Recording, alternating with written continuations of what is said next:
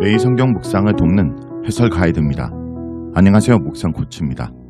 함께 읽고 나눌 말씀은 신명기 28장 58절에서 68절까지 말씀입니다. 하나님의 말씀에 불순종하면 하나님께서는 그들을 다시 노예로 전락시킬 것입니다. 백성들은 하나님 없는 나라에 끌려가 더 이상 하나님을 찾지 못할 것입니다. 자유를 누려야 할 하늘 백성이 짐승과 다를 바 없는 비참한 삶을 사는 것입니다.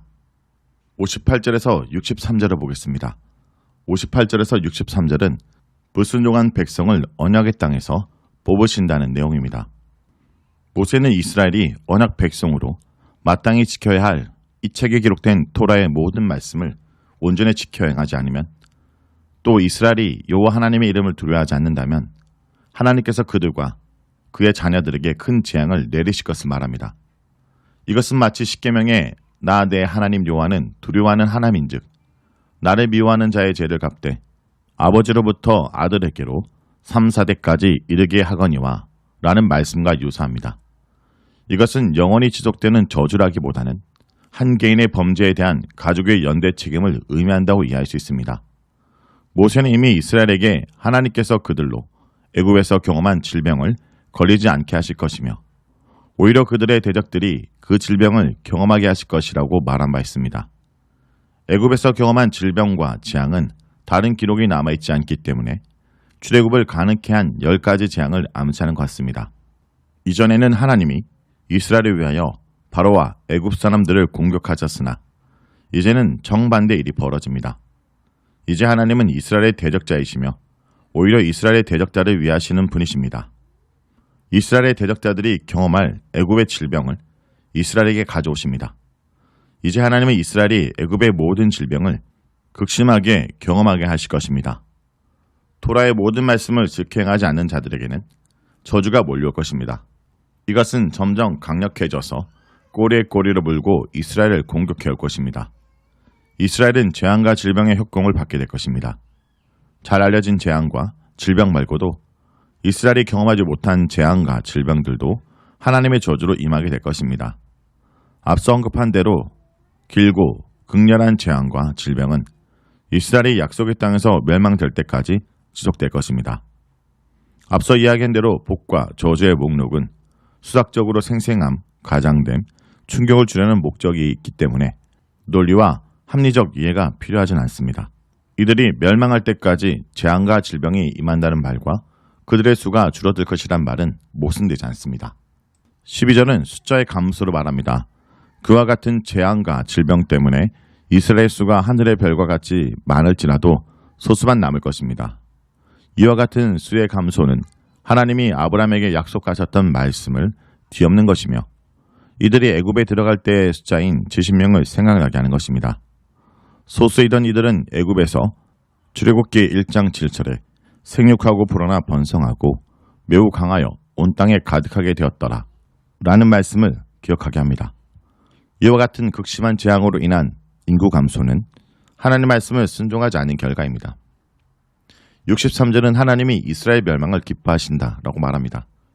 하나님께서 이전에 이스라엘에게 선의를 베푸실 때 이스라엘이 번성하기를 바라시던 것처럼 이제는 이스라엘에게 재앙을 베푸시면서 이스라엘 수가 적어지길 바라십니다.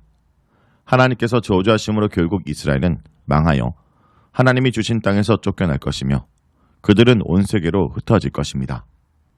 다음은 64절에서 68절입니다.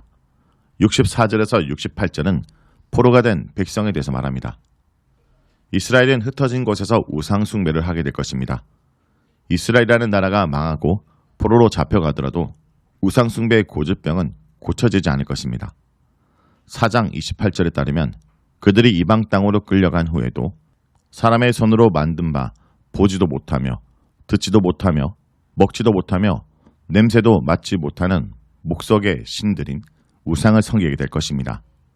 이와 같이 모세는 우상 숭배의 지속 가능성이 이스라엘의 완악함의 증거이거나 하나님의 심판 결과이든 간에 포로로 잡혀간 땅에서도 지속될 것이라 말합니다. 이와 관련하여 이사야는 이스라엘이 의지하는 우상 숭배에 대한 반론이 등장합니다.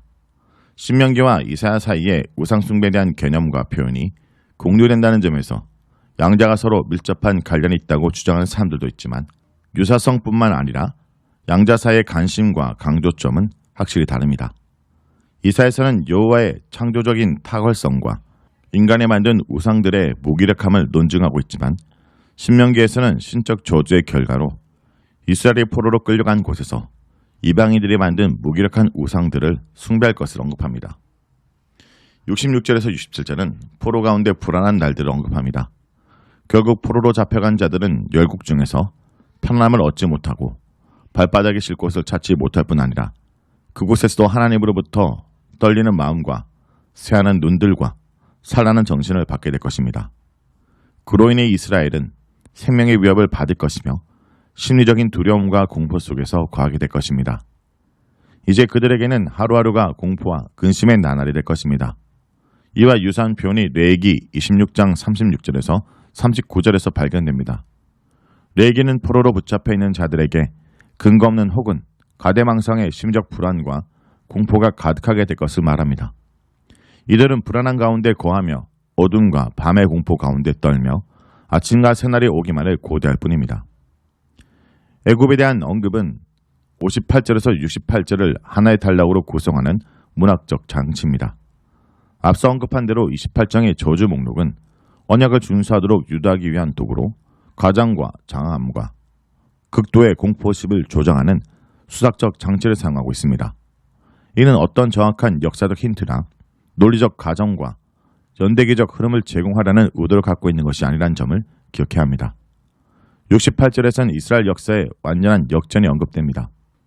예전에 하나님의 인도로 애굽의 노예 생활에서 출애굽한 이스라엘은 이제 이방 통치에 대한 복적의 의미로 배를 타고 이방인들에게 포로가 되는 역출애굽을 살게 하실 거라는 말씀을 받습니다. 그러나 아무도 그들을 사지 않을 만큼 노예 가치가 없을 정도로 저주받은 상황이 처참할 것입니다.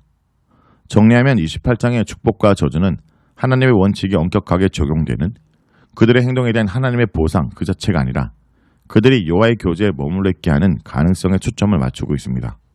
즉 28장에 등장하는 축복과 저주들은 이 문맥 자체가 축복이 신자에게 대한 기계적 보상이나 조건이 아니라 저주의 경우에 준수의 실패에 따르는 저주 실현을 기대하는 것이 아니라 소극적으로는 저주의 실현의 방지이며 적극적으로는 언약의 준수를 격려하는 것입니다.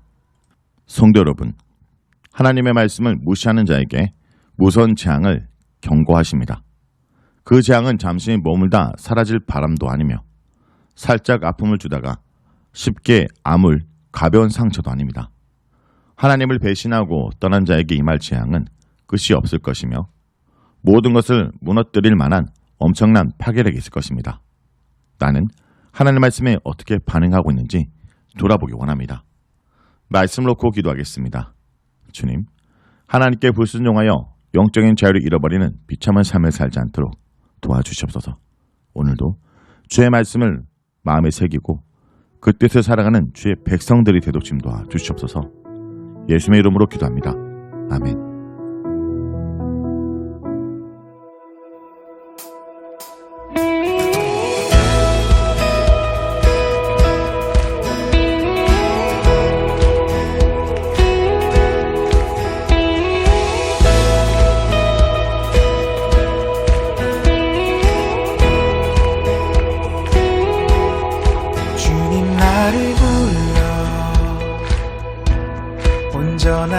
온전하다시네 아무 의미 없는 잔열하시네 주님 내게 와서 사랑한다 하시네 내가 너와 항상 함께한다 하시네 주께로 가까이 가네 주께서 가까이 더 가까이 오시네 주께로 가까이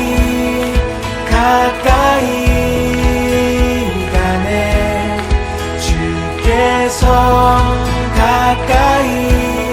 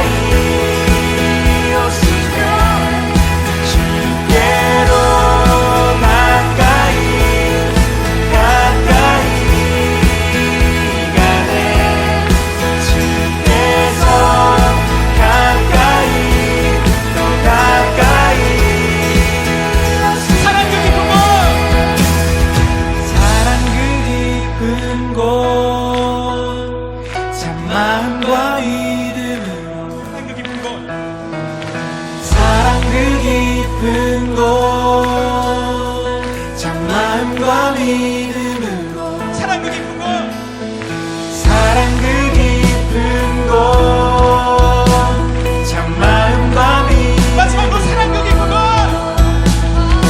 사랑 그 깊은 곳 참마음과 믿음 나가네